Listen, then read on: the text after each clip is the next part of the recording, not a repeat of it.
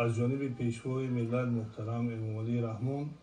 در پیام بواسطه تاکید گردید که در سال 2024 در کشور ما تجلیل 30مین سالگرد قبول کنستیتوسیون کشور است و در این زمینه این سال همچون سال معرفت حقوقی اعلام گردید و خود پیشوای ملت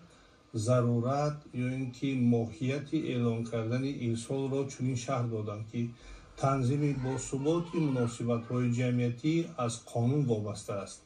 و در حالتی که قانون‌های خوب قبول کرده می‌شوند آنها می‌توانند به رشد منبعی مناسبت‌های اقتصادی، اجتماعی، سیاسی و فرهنگی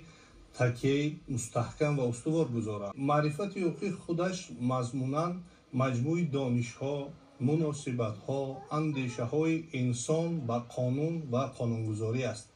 اگر امروز تحلیل کنیم حتی مناسبت بین آدمان، مناسبت انسان با دولت این خود انگیزه‌های معرفت حقوقی میباشند.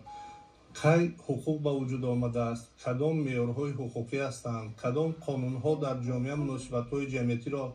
تنظیم می‌کنند، مقامات حفظ حقوق این قانون‌ها را در فعالیت خود چگونه تطبیق می‌نماید، انسانی که حقوق ویرانکنی صادر کرد تحت جوابداری قرار داده می‌شود و غیره در مجموع افاده کننده معرفت حقوقی است.